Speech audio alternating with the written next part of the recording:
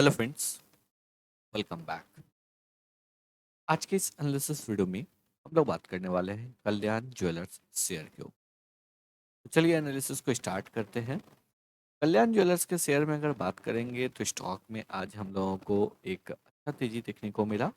Stock जो है आपको तकरीबन 13.5% की तेजी के साथ आज क्लोज हुआ है। मॉर्निंग सेशन से जब से स्टॉक ओपन हुआ तभी से इस स्टॉक में एक जोरदार तेजी देखने को मिल रहा था। लगातार स्टॉक में गिरावट हो रहा था और अब जो है यहाँ पे कुछ इस टाइप का पैटर्न हम लोगों को हुक टाइप का पैटर्न स्टॉक में देखने को मिल रहा है। तो चलिए एक एक करके सभी पॉइंट्स के ऊपर डिस्कशन करना स्टार्ट करते हैं। अगर हम लोग यहाँ पे देखेंगे तो कल्याण ज्वेलर्स के शेयर में जो है आज एक अच्छा वॉल्यूम भी देखने को मिला। 761.85 कि तकरीबन 762 लाख का वॉल्यूम जो है यहाँ पे देखने को मिला। और यहाँ पे अगर देखेंगे तो 13% का हम लोगों को जितना वॉल्यूम ट्रेड हुआ ओनली 30% जो है आपको डिलीवर, यानी कि मोस्टली वॉल्यूम जो है वो आपको ट्रेडिंग में ही। तो चलिए अब बात करते हैं। यहाँ पे हम लोग कल्याण ज्वेलर्स के रिजल्ट के ऊपर बात करेंगे क्योंकि कंपनी का रिजल्ट आ चुका है। तो यहाँ पे अगर हम लोग देखेंगे तो स्टॉक का मार्केट कैप जो है 51,236 करोड़। कंपनी का रिजल्ट आया है और रिजल्ट अच्छा रहा। क्वार्टरली रिजल्ट के ऊपर चलिए हम लोग यहाँ पे बात करते हैं। अगर हम लोग यहाँ पे देखेंगे 7,287 करोड़ का कंपनी का सेल्स है। ईयर ऑन ईयर बेसिस पे एक अच्छा जंप हम लोगों को देखने को मिल रहा है। तकरीबन अगर हम लोग यहाँ पे बात करें तो 2000 करोड़ का जंप जो है हम लोगों को ईयर ऑन ईयर बेसिस पे रेवेन्यू में देखने को मिल रहा है। और इन टर्म्स ऑफ परसेंटेज की अगर बात करें तो तकरीबन 39.51% का उछाल देखने। अगर हम लोग यहाँ पे बात करेंगे ऑपरेटिंग प्रॉफिट का यानी कि EBITDA का, 370 करोड़ के अगेंस्ट में जो है यहाँ पे आपको 439 करोड़ का EBITDA। और क्वार्टरली बेसिस पे भी 327 करोड़ के अगेंस्ट में 439 करोड़ का है। यानी कि EBITDA बेसिस पे जो है वो आपको quarter and quarter basis and year on year basis दोनों ही बेसिस पे जो है एक अच्छा परफॉर्म किया है। और सेल्स भी जो है आपको ईयरली एंड क्वार्टरली दोनों ही बेसिस पे इम्प्रूव हुआ है। लेकिन यहाँ पे जो इंटरेस्टिंग बात है, ऑपरेटिंग प्रॉफिट डिक्रीज हुआ है। यहाँ पे कॉन्स्टेंटली जो है कंपनी 7% का ऑपरेटिंग प्रॉफिट मेंटेन कर रहा था। सेकेंड क्वार्टर में जो है डेफिनेटली 5% का ऑपरेटिंग प्रॉफिट मार्जिन था जो कि डिप था, अच्छा डिप था। वापस से यहाँ पे मार्जिन इम्प्रूव हुआ है।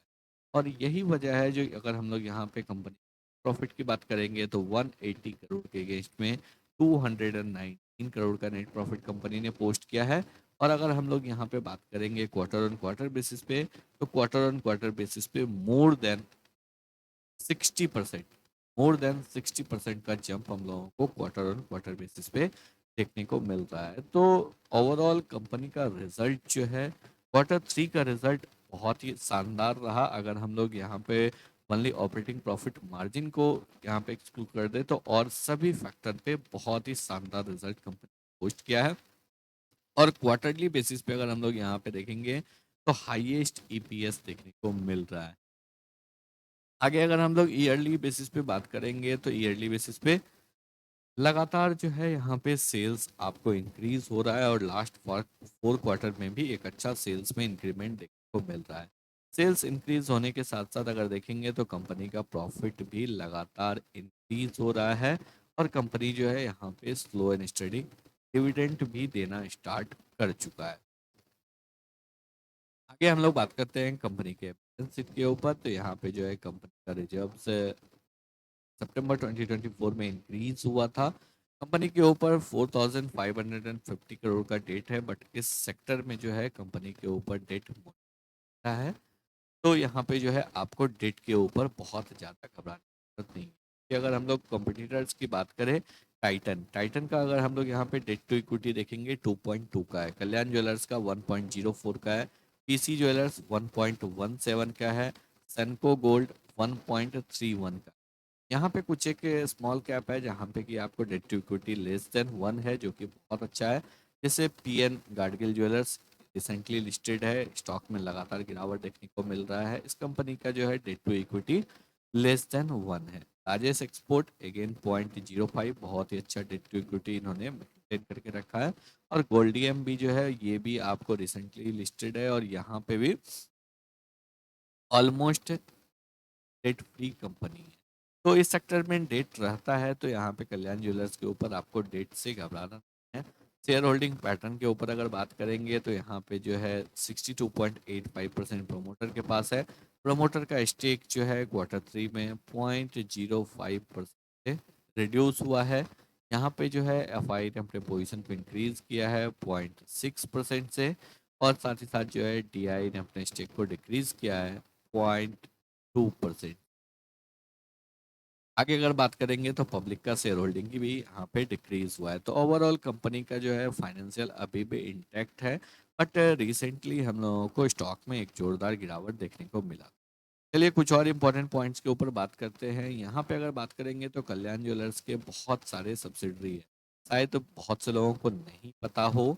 मुद्रा ये भी कल्याण ज्वेलर्स का ही सब्सिडरी है। अंतरा, सनहोद, जिया, अनोखी, रंग, ग्लो, दाया, माह, हीरा, तेजस्वी, लीला, ये सभी कंपनी का सब्सिडरी है और सब जो है अलग अलग सेगमेंट में अलग अलग क्लास के लिए काम करते हैं।